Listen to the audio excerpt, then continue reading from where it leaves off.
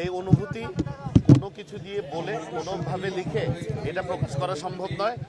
এই 5ই আগস্ট থেকে আমাদের কি প্রত্যাশা? 5ই আগস্ট থেকে আমাদের প্রত্যাশা বাংলাদেশের আপামর জনসাধারণ, ছাত্র, শ্রমিক, জনতা সকলে মিলে যে উদ্দেশ্যে এই দেশকে আবার গণতান্ত্রিক প্রক্রিয়া ফেরত এসছে, সেটা হচ্ছে বাংলাদেশের প্রান্তিক জনগণের জীবনমানের উন্নয়ন করা, তাদের এই দেশে শান্তি শৃঙ্খলা ফিরিয়ে আনা এবং এই দেশ থেকে সকল ধরনের বৈষম্য দূর করা।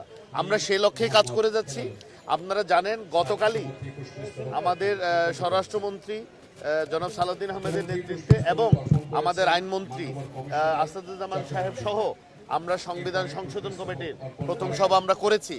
তার মানে আমাদের মাননীয় প্রধানমন্ত্রী জনাব তারেক রহমান বারবার যে প্রত্যয় ব্যক্ত করছেন যে জুলাই জাতীয় সনদ 2025 যেইভাবে দক্ষিণ প্লাজায় স্বাক্ষরিত হয়েছিল, অবশ্যই সকল সংস্কার সেই আলোকেই বিএনপি বাস্তবায়ন করবে। তবে বিএনপি জনগণের কাছে জবাবদিহিতামূলক একটি দল, বিএনপি জনগণের দল। বিএনপি কোনো হঠকারী সিদ্ধান্ত নেবে না।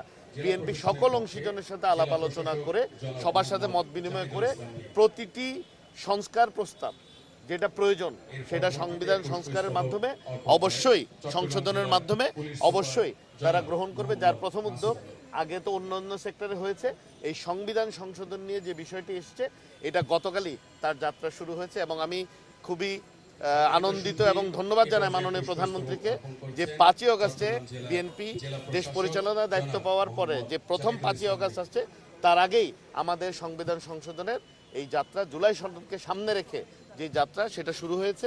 এবং আমি বিশ্বাস করি মাননীয় প্রধানমন্ত্রী জনাব তারেক রহমান এমপি মহোদয়ের নেতৃত্বে সকল যে প্রতিশ্রুতি আমরা দিয়েছিলাম নির্বাচন আগে, সবগুলো ইনশাল্লাহ এই সরকার বাস্তবায়ন করবে।